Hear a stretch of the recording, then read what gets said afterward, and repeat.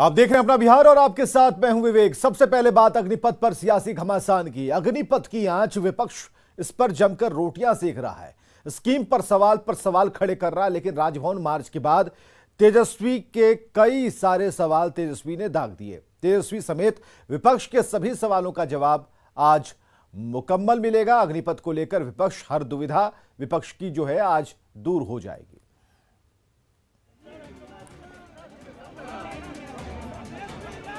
भर्तीकरण में ठेका बनना बंद करो, बंद करो।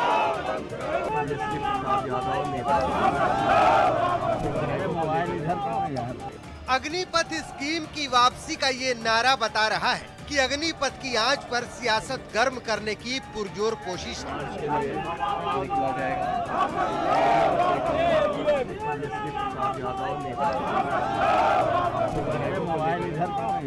बुधवार को दोपहर 12 बजे के करीब कांग्रेस के बगैर विपक्ष ने विधानसभा से लेकर राजभवन तक मार्च किया, जिसमें नेता प्रतिपक्ष तेजस्वी यादव, पूर्व सीएम राबड़ी देवी, तेज प्रताप यादव समेत आरजेडी और लेफ्ट पार्टियों के कई बड़े नेता शामिल हुए।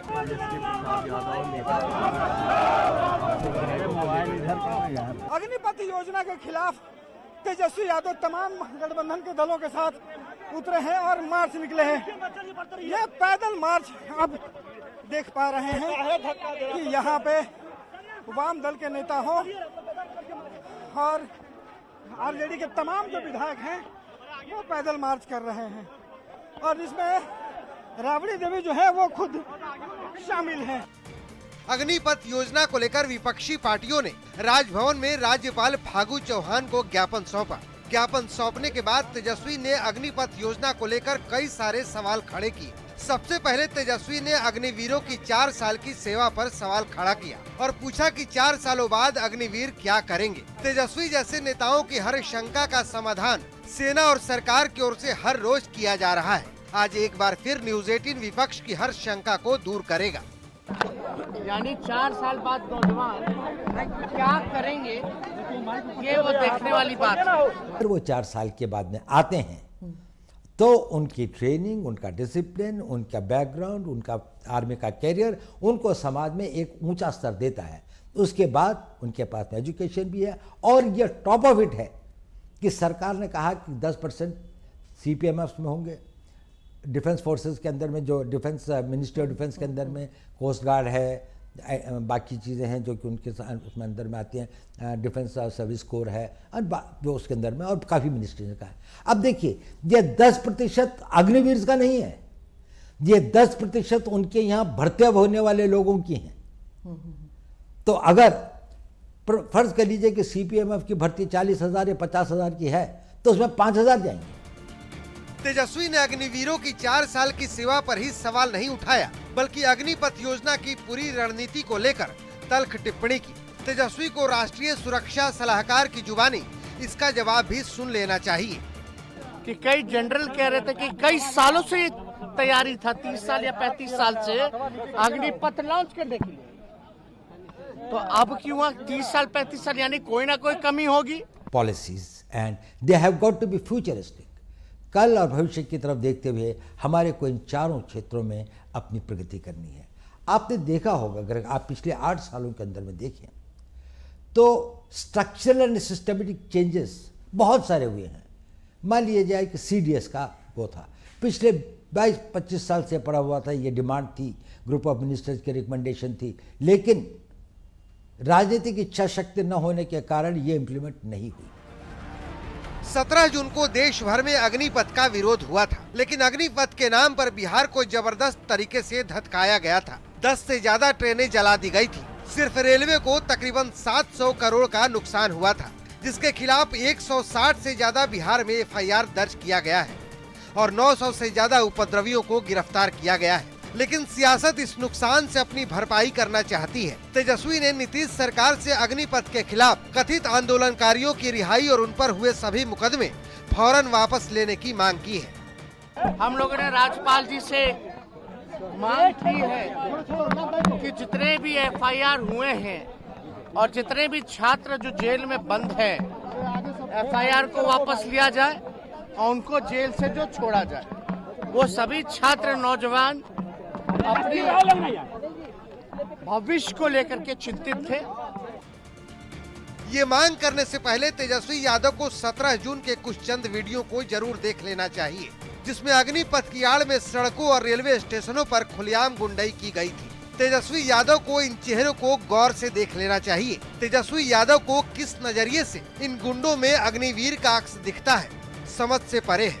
लाठी डंडों से लैस ये गुंडे अग्निवीर की आड़ में हर वो चीज फूकने पर उतारू थे जो आपकी संपत्ति है, हम सब की संपत्ति है। जाहिर है, सवाल और शंका जाहिर करने से पहले दानापुर, औरंगाबाद, लखीसराय से आए उपद्रवियों की फोटो तेजस्वी अपने जेहन में एक बार जरूर उतार लें, फिर अपनी मांगों का मजमून लेकर मार्च जरूर करें, क्योंकि लोकतंत्र है जहां हर आवाज को उसका हक है। पटना से न्यूज 18 के लिए रवि एस नारायण की रिपोर्ट। सीतामढ़ी में वारंटी को गिरफ्तार करने गई पुलिस टीम पर ग्रामीणों ने हमला कर दिया। घटना सोनबरसा के दोस्तियां की है, जहां ग्रामीणों ने पुलिस टीम पर हमला कर वारंटी को जबरन छुड़ाया है।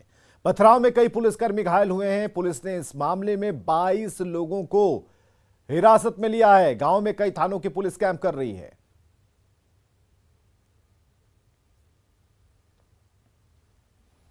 खगड़िया के महेशखूंट थाने में एक महिला सिपाही का हाई वोल्टेज ड्रामा का वीडियो सोशल मीडिया पर तेजी से वायरल हो रहा है। मुंशी पर महिला सिपाही ने छेड़खानी का आरोप लगाया है। वीडियो में आप देख सकते हैं कि मुंशी के आईटी कक्ष के गेट पर धक्का मारा जा रहा है। महिला सिपाही ने मुंशी को जमकर गालियां दी हैं। वहीं गोगरी डीएसपी मामले की जांच में जुटी हैं। कानूनी कार्रवाई कर रहे हैं तो काहे अंदर कैमरा लगा।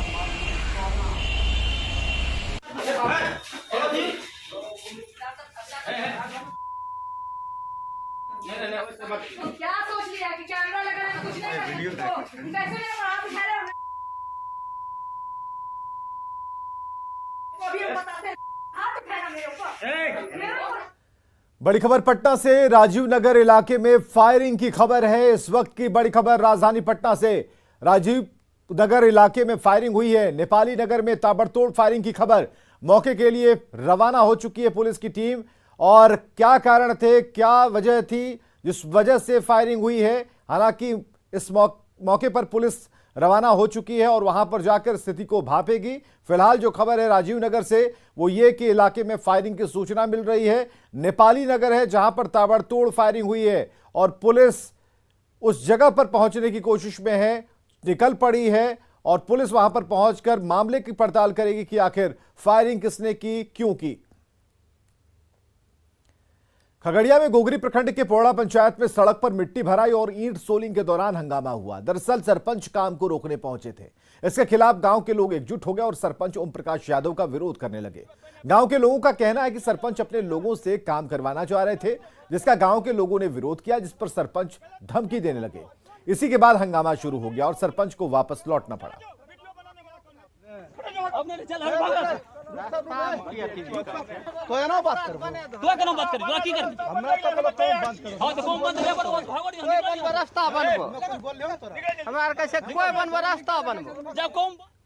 लखीसराय में देसी शराब की आधा दर्जन भट्टियां ध्वस्त की गई हैं। पुलिस ने नक्सल प्रभावित चालन के चेहरावा पहाड़ी इलाके में छापेमारी की, जहां शराब की भट्टियां चल रही थी। यहां से 2500 किलो जावा महुआ जब्त किया गया। हालांकि पहले ही धंधेबाज फरार हो गए थे छापेमारी से पहले।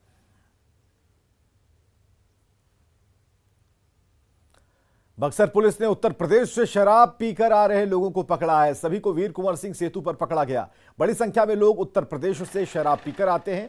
इसे लेकर पुलिस ने विशेष अभियान चलाया और कई लोगों को पकड़ा गया।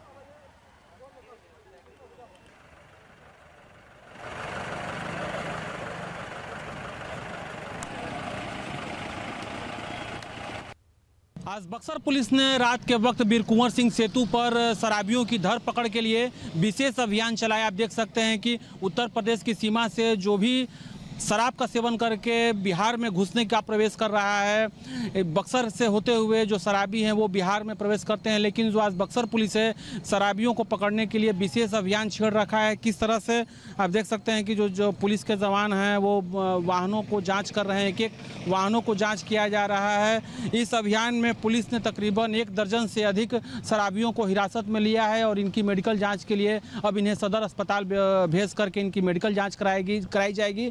लेकिन सबसे बड़ी जो बात है कि जो बिहार में शराबबंदी है, इसे लेकर के बक्सर पुलिस ने विशेष अभियान चलाया रात के वक्त और कई शराबियों पर आज कार्रवाई हुई। पुष्पराज, न्यूज़ 18 बक्सर। विधानसभा के मानसून सत्र के पहले स्पीकर ने सर्वदलीय बैठक बुलाई, जिसमें सभी दलों के नेता शामिल हुए। विपक्षी विधायकों ने सदन में विधायकों के सवाल का सही जवाब नहीं दिए जाने का मामला उठाया। उनका आरोप था कि सदन में सवालों के अधूरे जवाब दिए जाते हैं। इस पर स्पीकर ने विपक्षी विधायकों को भरोसा दिलाया कि सरकार की तरफ से सही जवाब मिलेगा। सदन को सुचारू रूप से चलाने के लिए सभी दलीय नेताओं से माननीय स्पीकर साहब ने परामर्श किया है और सभी दलीय नेताओं ने कहा है कि सदन शांतिपूर्ण ढंग से चले।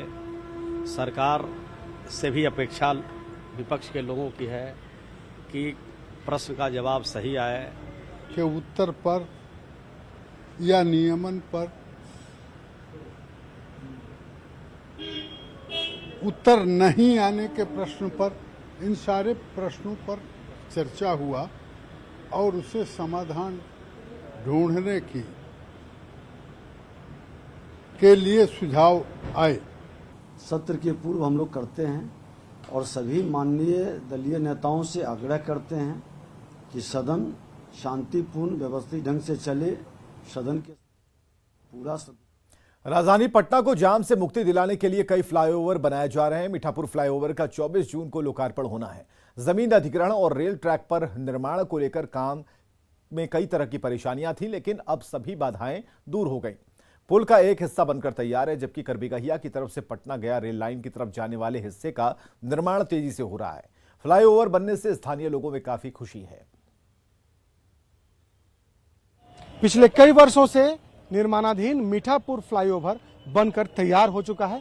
24 जून को इस पुल का लोकार्पण किया जाएगा। उसके पहले की हम तस्वीर दिखा रहे हैं कि किस तरीके से यह खूबसूरत पुल बन चुका है और अब मीठापुर के लोगों को काफ़ी सहूलियत होने वाली है। अब उन्हें जाम नहीं झेलना पड़ेगा। अब मीठापुर के जो लोग हैं वो पटना से किसी भी इलाके में आसानी से कहीं भी आ जा सकते हैं, या फिर जिन्हें मीठापुर आना हो या यहाँ से फुलवारी शरीफ की ओर जाना हो, बाईपास की ओर जाना हो, बेली रोड की ओर जाना हो, अब चंद मिनट में लोग पहुंच जाएंगे। और सबसे बड़ी बात है कि इस पुल के निर्माण में काफ़ी वक्त लग गया, क्योंकि जो रेलवे ट्रैक पर निर्माण का कार्य होना था उस सेफ्टी के कारण कई परेशानियां आ रही थी। इसके वजह से यह पुल का निर्माण नहीं हो सका था। हालांकि इसके दूसरी ओर जो दूसरा सिरा है पुल का, वो पटना गया रेल लाइन की ओर उसका निर्माण कार्य अभी चल रहा है। वहाँ भी परेशानी थी जमीन अधिग्रहण की और मामला न्यायालय में था, लेकिन न्यायालय से इजाज़त मिलने के बाद अब इसका भी निर्माण कार्य शुरू कर दिया गया है और जल्द ही यह भी पूरा कर लिया जाएगा। लेकिन फिलहाल मीठापुर का जो फ्लाईओवर है वो बनकर पूरी तरीके से तैयार है। यहाँ पर कुछ लोग हैं, इन लोगों से हम बात करते हैं। इस फ्लाईओवर के बन जाने से कितनी सहूलियत होगी लोगों को? सहूलियत होगा सर, विधानसभा जाने के लिए बहुत सहूलियत होगा। कंकड़वा के इलाके के जो जितना भी आदमी इधर हैं सबके लिए बहुत सहूलियत होगा सर। बहुत आसान हो जाएगा पुल बनने के कारण, बहुत आसानी हो जाएगी पब्लिक को। और 24 को माननीय जो मंत्री है, पथ निर्माण मंत्री और मुख्यमंत्री साथ में उसका ओपनिंग करेंगे। सबसे बड़ी बात है कि यदि पटना से किसी भी रास्ते से यदि आपको मीठापुर आना हो तो उसके लिए कई वैकल्पिक सड़क यहाँ दिए गए हैं। स्टेशन के रेलवे स्टेशन की तरफ से आना हो, बाईपास की तरफ से आना हो, या फिर आपको विधानसभा की ओर से आना हो, तो काफ़ी अब सहूलियत होगी मीठापुर आने जाने में। और महज कहा जा सकता है कि कुछ ही घंटों के बाद, 48 घंटे के बाद इस पुल का उद्घाटन भी होगा, जब एक बड़ी सौगात बिहार के लोगों को मिलेगी। कैमरा पर्सन मनीष जुनेजा के साथ शैलेंद्र, न्यूज़ 18 पटना। मुजफ्फरपुर में सेना बहाली के लिए अभ्यर्थी सेना भर्ती केंद्र में जाकर जानकारी ले सकते हैं। हर दिन सुबह 10 बजे से 1 बजे तक अभ्यर्थियों को जानकारी दी जाएगी। डीपीआरओ ने बताया कि अभ्यर्थियों को पूरी जानकारी दी जाएगी और उन्हें किसी तरह के बहकावे में आने की जरूरत नहीं है और ना ही छात्र तोड़फोड़ की गतिविधि में शामिल हों। तो अग्निवीरों के भर्ती को लेकर जो भी कन्फ्यूजन है या जिस भी तरह की बातें हैं उसकी पूरी जानकारी मुजफ्फरपुर सेना भर्ती कार्यालय में डेली 10 बजे से लेकर के 1 बजे तक सेना भर्ती कार्यालय के द्वारा मुहैया कराई जाएगी। तो पहली जानकारी तो ये हो गई। दूसरी कि उन्होंने यानी सेना भर्ती कार्यालय के द्वारा लगातार इस बात की अपील की जा रही है कि अग्निवीरों के बहाली के मद्देनज़र अफवाहों पर ध्यान देने की जरूरत नहीं है। और अमरनाथ यात्रा पर बड़ी खबर हम आपको बता रहे हैं। अमरनाथ यात्रा फिर से शुरू होगी 2 साल बाद। अमरनाथ यात्रा फिर से शुरू होने जा रही है और खबर है कि सुरक्षा में सीआरपीएफ का अहम रोल होगा। यात्रियों की सुरक्षा के पुख्ता इंतजाम होंगे। शांतिपूर्ण यात्रा को लेकर पूरी तैयारी कर ली गई है। तो बड़ी खबर इस वक्त, अमरनाथ यात्रा फिर से होगी शुरू और ऐसे में सीआरपीएफ ने अपनी कमर कसी हुई है, क्योंकि सुरक्षा को लेकर जो तय मानक हैं उन सभी मानकों का पूरा ख्याल रखा जाएगा और सुरक्षा में सीआरपीएफ का अहम रोल होगा। शांतिपूर्ण यात्रा को लेकर पूरी तैयारी कर ली गई है। कि 2 वर्ष के वक्फे के बाद इस बार अमरनाथ यात्रा पूरे जोशो खरोश के साथ हो रही है। काफ़ी उत्साह है लोगों में और हमें उम्मीद है कि इस बारी काफ़ी भारत के कोने कोने से बहुत सारे यात्री यहाँ आएंगे। तो ये बहुत सौभाग्य की बात है हमारे लिए। इस यात्रा से हम बहुत सालों से जुड़े रहे हैं और मुख्य रूप से जो सदर्न पोर्शन है यात्रा का, पहलगाम वाला एक्सेस और जो बालटाल वाला एक्सेस है, दोनों पे सीआरपीएफ का एक अहम रोल, अहम भूमिका रहती है। तो इस बार जो भी सुरक्षा के इंतज़ामात हैं काफ़ी पुख्ता हम लोगों ने अपनी तरफ से मेहनत की है। काफ़ी फोर्सेस भी इसमें लगी हैं और काफ़ी तालमेल के साथ, कोऑर्डिनेशन के साथ हम लोग एक सुरक्षित यात्रा कराने में सफल होंगे, ऐसा मेरा मानना है। और जो भी हमारे यात्री और श्रद्धालु भारत के विभिन्न कोनों से आ रहे हैं, उनका कश्मीर के लोगों की तरफ से भी और सीआरपीएफ की तरफ से भी मैं स्वागत करना चाहूँगा और उनको एक अच्छी यात्रा के लिए हम लोग हमेशा प्रयास। बिहार में कोरोना के मामले बढ़ गए हैं, ये बड़ी खबर आ रही है इस वक्त। बिहार में कोरोना के मामले बढ़ गए हैं। 24 घंटे के आंकड़े हम आपको बता रहे हैं। 24 घंटे में 126 नए मरीज मिले और राजधानी पटना की अगर बात करें तो 83 मरीज, सबसे अधिक आंकड़ा राजधानी पटना का है। तो बिहार में कोरोना के मामले बढ़ गए हैं। खबरदार हो जाइए, क्योंकि 24 घंटे में 126 नए मरीज, जिसमें पटना में 83 मरीज, जो कि सबसे ज्यादा आंकड़ा है, सबसे बड़ा आंकड़ा है। बिहार में एक्टिव मरीजों की संख्या 409 पहुंच गई है। और आगे देखिए, जोहार झारखंड।